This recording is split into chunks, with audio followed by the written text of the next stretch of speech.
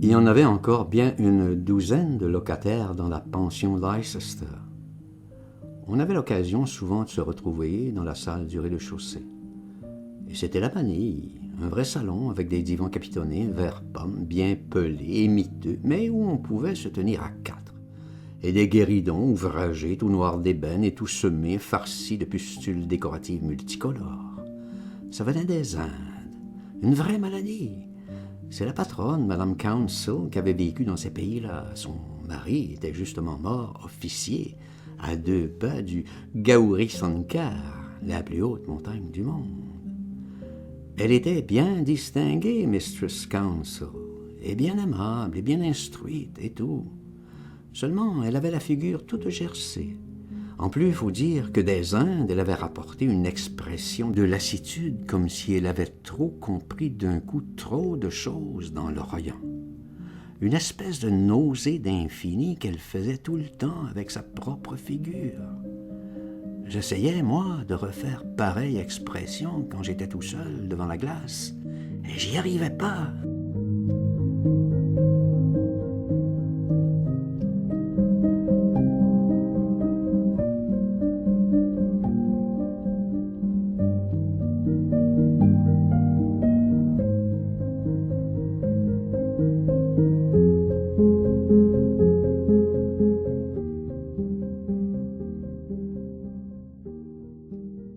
Tout arrive, 1, 2, chassé, fouetté, 3 narcisses au trot devant la croisée en grelottine.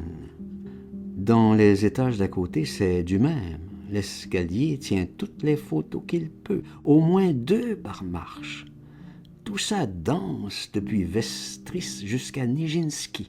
Chaque maison dans Lambton Street ne demanderait qu'à s'envoler, mais en briques compactes et bien menues, 1000 et 1000 caprices de gris dans la lumière du réverbère, qui n'est jamais tout à fait éteint, comme une âme pendant l'hiver.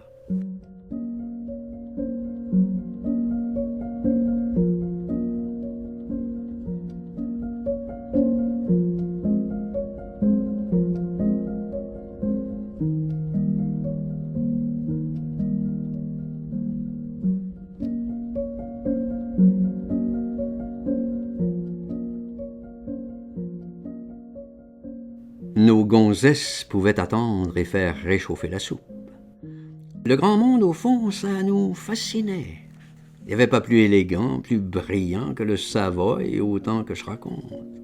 On se serait dit à l'intérieur d'un opéra en mouvement, 3 orchestres à haute pression, la nef illuminée comme pour un incendie. À crépiter dans les médailles, tous les officiers de la terre hantés de honte et de secret. À guetter les belles prétentieuses à plein sofa, prêtes au combat. Derrière, les moches à l'oignon, secrétaires armés de sentiments crochus. Aux abois, les civils aux affaires, noirs, butés dans l'entournure des escaliers, marrons comme des bûches, intermédiaires des 12 millions de morts. Vers minuit, le caviar à la mayonnaise, les 200 bobards du front russe, les perlouses de l'intendance tournent et Bijou va cueillir son sachet à la lettre du téléphone. Plus de borat que de vraie substance. Il éternue.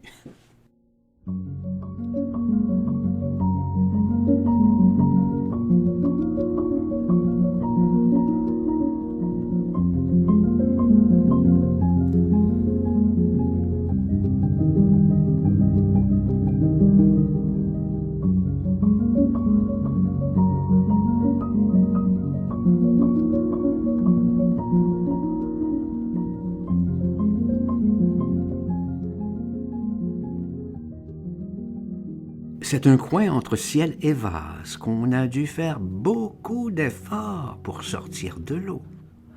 La maison, morne, est pleine de fatigue et de rêves et de départs, comme le reste. La Tamise à cet endroit devient bien sérieuse.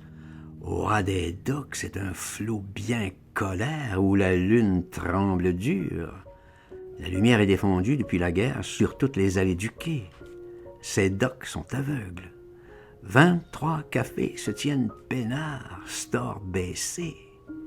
L'épicerie Malwin Brothers Chandler's en tout genre, où l'équipage vient faire son plein. Cling! C'est la porte qu'on pousse. 3 calfas tirent dans la bise la brouette au corn beef haricots. Ça jure en 2 langues. Cling! La porte est encore forcée. La police radine à cause du gaz qu'il a bien vu dans le ruisseau qui brille. C'est la faute à l'épicière qui fait les provisions du bord jusqu'à passer minuit. Suppose que le Zeppelin passe encore. Le cogne l'affirme. Ça fait vilain. 12 cargos, armes de main, 3 pour l'Australie, qui vont chercher des sous-marins en passant plus près du Cap-Vert. Ils ne reviendront jamais.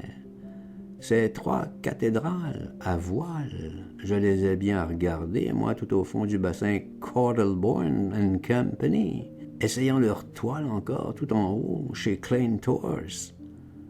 Demain, le vent les épousera l'un après l'autre, ils descendront la rivière, et puis la mer au-devant d'eux, et puis on n'en parlera plus.